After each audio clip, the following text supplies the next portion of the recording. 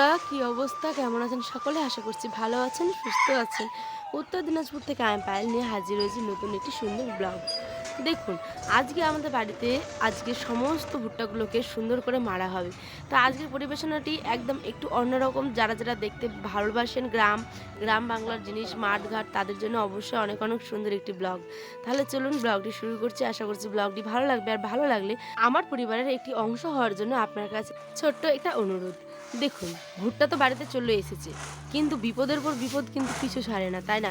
তাই সমস্ত বিপদ বাধা সমস্ত কিছু কাটিয়ে আজকে সর্বশ্রেষ্ঠ দিনটা, মানে ভুট্টার ভাঙার দিন।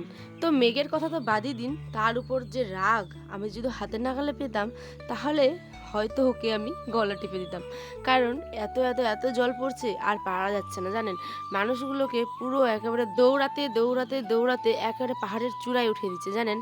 তো কি আর, চলুন সমস্ত দুঃখের মধ্যেই তো একটা খুশি থাকে, তাই না? তো ওই যে তাড়াহুড়ো করে সমস্ত ভুট্টাগুলোকে আয়নের আব্বা, বর্মা, তারপরে আমরা সবাই মিলে গাড়ির জন্য অপেক্ষা করছি, যেহেতু গাড়ি আসবে আর এই বস্তাগুলোকে আগে আগে দিতে হবে আর সেখানটায় ভাঙা হবে। তো কিভাবে ভুট্টা মারে আমাদের গ্রামের লোকেরা আজ আপনারাও দেখবেন আমার সাথে সাথে। চলুন, আমি ভাবলাম আমার যখন একটা পরিবার আছে, তো আমি আমার যেটুকু কাজ করি সম্পূর্ণ শুধুমাত্র আপনাদের সাথেই শেয়ার করি। দেখুন, বিশেষ কিছু তো শেয়ার করতে পারি না, যেটাই আমি করি সেটুকু শেয়ার করতে পারি, এর মধ্যে এক্সট্রা কোনো কিছু নেই, বিশ্বাস করুন। তো চলুন, এখানটায় ভালো মতো করে কিছু যেগুলো মাখায় পড়ে যায়, ভুট্টা পড়ে গেছিলো, সেগুলোকে ধুলোগুলো ঝেড়ে পরিষ্কার করে নিচ্ছি। একটা একটা করে ভুট্টা তুললাম, জানেন? তুললাম বলতে মাটিতে যেগুলো পড়েছিল সেগুলোরই আর কি। তুলে পরিষ্কার করে সমস্ত কিছু ভরে বস্তার মধ্যে ভরে রাখবো। আর এদিকে অপেক্ষা করছি যে কোন সময় গাড়িটা আসবে। সেই 4 ঘন্টা অপেক্ষা করেছি, জানেন?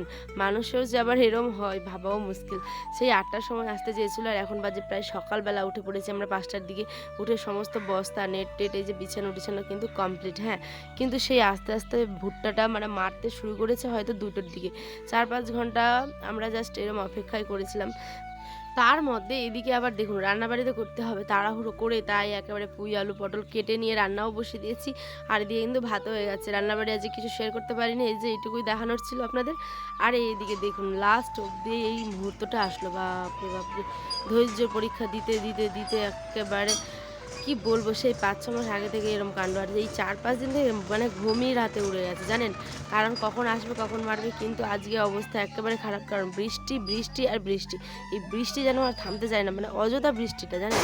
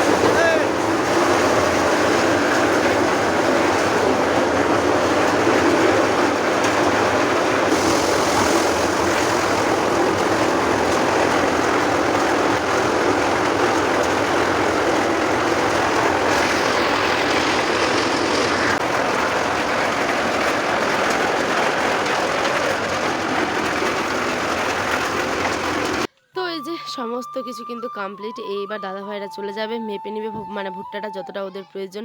তো যে 20-তে কত 1, এরম আর কি হিসাব, যেটা আর কি। তো চলুন, এখানে একটা বেলচা নিয়ে যাচ্ছি এবার আমি, কারণ ভুট্টাগুলোকে তো এবার তুলতে হবে, তাই না বলুন?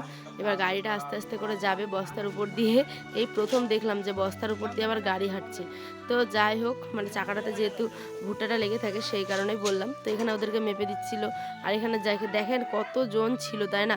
তো কারা কারাই প্রথম দেখলেন অবশ্যই কমেন্টে জানাবেন। আর কারা কারা ভুট্টা লাগিয়েছেন বা চাষ করছেন, বৃষ্টির মধ্যে অবস্থা খারাপ, তারাও কিন্তু অবশ্যই কমেন্টে জানাবেন। এই যে দেখছেন ভুট্টাটা চাকার মধ্যে কতগুলো লেগে আছে, তাই এই যে বস্তার উপর দিয়ে আজ প্রথম ভুট্টার গাড়ি গেল। তো চলুন কি আর, গাড়িতে চলে গেল। আর আয়নের আব্বা এখানটায় এই দাদাটাকে মানে ওটা তুলে দিবে। আর এই যে বৃষ্টি বৃষ্টি একেবারে অসহ্য বলতে পারেন, মানে অযথা পড়ে যাচ্ছে ঝরঝর করে, যখন প্রয়োজন তখন কিন্তু পড়ে না। আর এখন যেহেতু শুকনোর সমস্ত গ্রামবাসী প্রত্যেকটা লোক বিশেষ করে অপেক্ষায় আছে যে কখন একটু মানে টুকরো রোদ উঠবে যে তারা মানে মাকাইগুলো দিবে। কিন্তু তার দেখা গিয়ে এত সহজে পাওয়া যায়, জানি না উপরওয়ালার কী ইচ্ছে, হয়তো সব নষ্টই করে দিবে। তো যাই হোক, এখানটায় আমাদের কাজগুলো তো আমাদের করতে হবে, তাই না? তো এখানে সমস্ত পুরো চিল্লাচিল্লি অবস্থা। তো এখানটায় আমি বর্মা মিলে এরমভাবে বেলচারা দিয়ে দিয়ে ধরে দিচ্ছিলাম। আর লোকের হয়ে গেছে বড্ড অভাব, মানে আরও প্রয়োজন লোকের। তো কাউকে জন করা যাচ্ছে না, জানেন, মানে সবারই তো কাজ, এই সময় জন করা একেবারে যাচ্ছেই না বলতে পারেন। তো যারা ভেঙেছে ওরাই মানে ভেঙে দিয়ে চলে গেছে।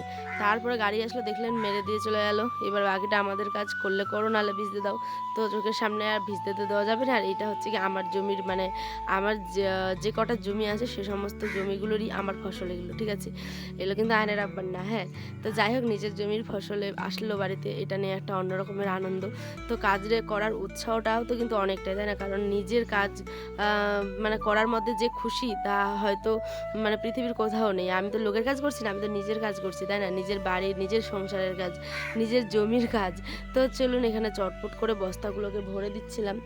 আর আয়নার বাবা এদিকে কিন্তু বস্তাগুলোকে ভালো করে নিয়ে গিয়ে ঢেলে দিচ্ছিল। তো এই যে এখানটায় আমাদের বাড়ির পিছনের সাইডটাতে এখানটায় শুকোতে দিচ্ছে, এই যে এইভাবে করে কিন্তু ফেলে দিল। আর মেঘের অবস্থাটা দেখছেন কিরম অন্ধকার হয়ে আসছে না?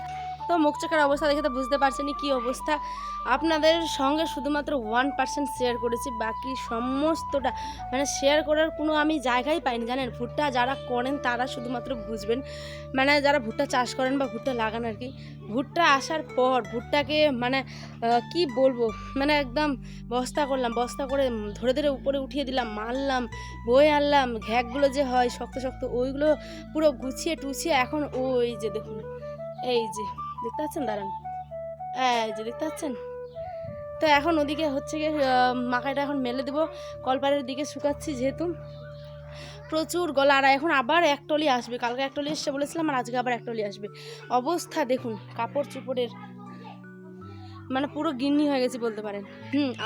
আমি যেটুকু কাজকর্ম করি সমস্তটা আপনাদের সাথে শেয়ার করি, আপনাদের মন থেকে বলছি, সত্যি বলছি। আমি আপনাদের ব্লগ দিতে না পারলে আমার প্রচুর প্রচুর মন খারাপ হয়, জানেন? তো এত কষ্টের মধ্যেও অ্যাটলিস্ট এই যে পুরো ঘেমে অবস্থা তো পুরো মানে খারাপ হয়ে গেছে, যদি কালু লালুরা থাকে। আর সর্বনাশ হতে হতে বেঁচে গেছে, জানেন কারণ কি? এখন এই যে বাগানের এদিক সাইডটা এসছি, এই সাইডটাতে আপনাদের সাথে গল্প করার জন্য, কারণ এখন অতিরিক্ত পরিমাণে মানে হচ্ছিল, বৃষ্টি আসছিল। আর এমন সময় একদম তাড়াহুড়ো করে সমস্ত কিছু কাজ করলো। আর ভিডিও করলে তখন ভাবতে পারছেন, মানে ভিডিও করবো না এদিকে করবো, অসম্ভব। তো যেটুকু পেরেছি সেটুকু শেয়ার করছি। ব্লগটা কেমন লাগলো অবশ্যই কমেন্টে জানাবেন, অপেক্ষায় থাকবো।